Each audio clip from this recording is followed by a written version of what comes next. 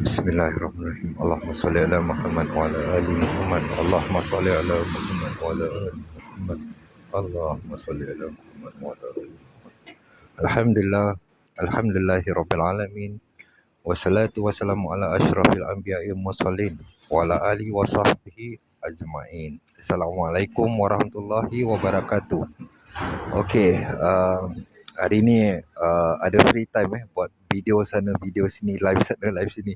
Okey, hari ni I nak share topik about berbakti pada orang tua, berkorban untuk orang tua kita, ibu bapa kita. I think this is quite important untuk kita, because orang tua kita selagi mereka masih hidup, apa yang kita boleh lakukan untuk yang siapa yang orang tua mereka dah tak ada tu, kita boleh doakan, kita boleh buat sedekah jariah untuk orang tua kita. Tapi yang masih hidup ni, bagaimana kita boleh menggembirakan orang tua kita?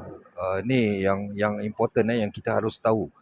Kita menggembirakan orang tua kita, tapi dengan masa yang sama kita ikut perintah Allah dan kita dapat keredaan Allah. Itu yang paling important. Jadi kita sebagai manusia kadang-kadang kita terikut hawa nafsu kita, kita terlupa, dan kadang-kadang kita tahu tapi kita dengan alasan-alasan kita untuk mencari pembenaran, kita selalu lakukan sesuatu dan kita selalu berangan-angan dan berharap tak apa, Allah faham kenapa aku harus lakukan gini. Allah Maha mengetahui. Ya, memang Allah Maha mengetahui. Tapi setiap sesuatu yang Allah berikan, setiap sesuatu ujian yang Allah berikan pada kita ni, kita nak kena tahu, dia tahu apa yang kita boleh lakukan dan apa yang kita tak boleh lakukan. Kerana bila Allah beri kita ujian, itu tidak semestinya kita harus mengambil jalan yang salah. Jadi banyak perkara yang kalau berkaitan dengan dunia ini yang kita harus hati-hati tentang fitnah akhir zaman dunia. Because kalau kita fikir, okay, contoh, saya nak senangkan hati orang tua saya, then after that saya sanggup membuat apa saja asalkan orang tua saya bahagia. Okay, saya sanggup, kalau saya perempuan saya sanggup tinggalkan rumah, pergi ke luar negara untuk bekerja dengan niat nak membahagiakan orang tua saya. Tapi kita tahu perintah Allah dan Rasulullah juga telah berpesan, kalau orang perempuan tu jangan berpergian bersendirian tanpa mahram. Tapi kita dengan alasan yang kita berikan, kita harap Allah tu Maha mengetahui, Allah tahu kita susah, jadi Allah nanti ampunkan dosa kita. Jadi kita dengan alasan-alasan yang kita berikan. Jadi kita harus tahu bila kita nak hijrah, nak kerja dekat negara lain, itu bukan tak boleh, boleh, tidak salah. Tapi kita berhijrah dengan mahram. Kita bawalah adik kita, kakak kita, sama-sama pergi sama-sama. Kalau kita tak ada sesiapa, bawa sepupu kita, pergi sesama. Tapi yang sebaiknya kita bawa lelaki lah. Dan kalau tak ada sesiapa yang nak pergi, kita masih boleh cari rezeki di tempat kita. Kita harus yakin pada Allah bahawa bila Allah beri ujian, especially ujian financial, kita kalah dengan ujian financial.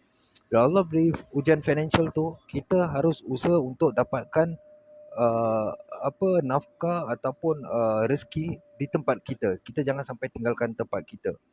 Jadi cuma kita ni terlalu kita punya permintaan tu terlalu besar pada dunia.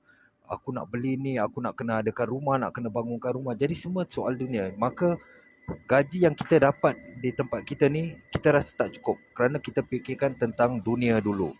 Jadi untuk membahagiakan orang tua kita, bukan cara begitu, kerana kita perlukan barakah daripada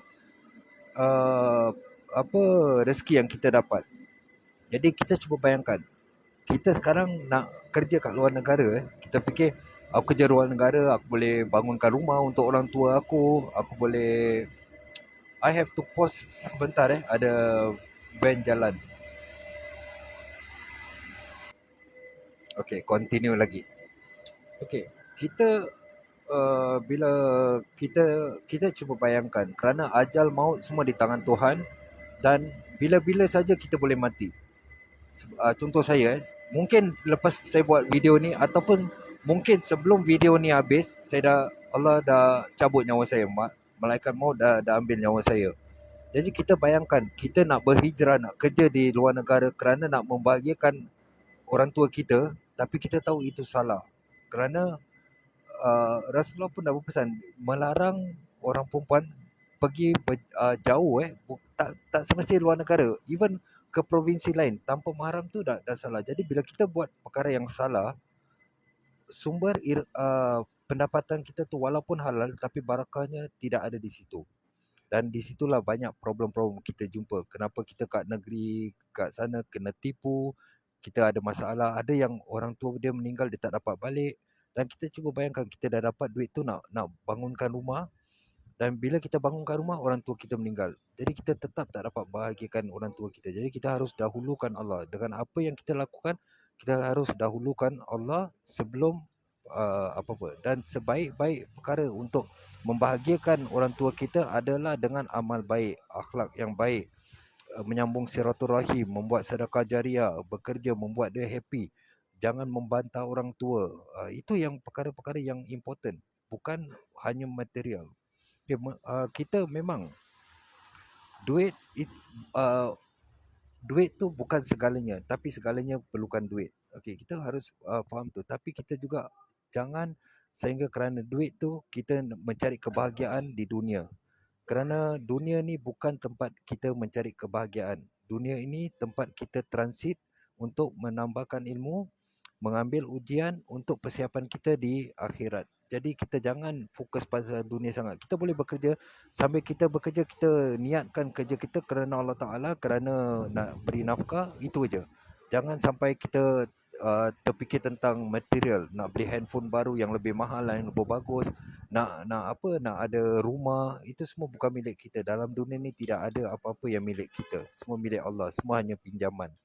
So I think ini kita harus pastikan apa yang kita lakukan, dan semoga ini menjadi satu something yang kita boleh sedar dan kita berubah ke arah yang lebih baik, insya-Allah. Assalamualaikum warahmatullahi wabarakatuh.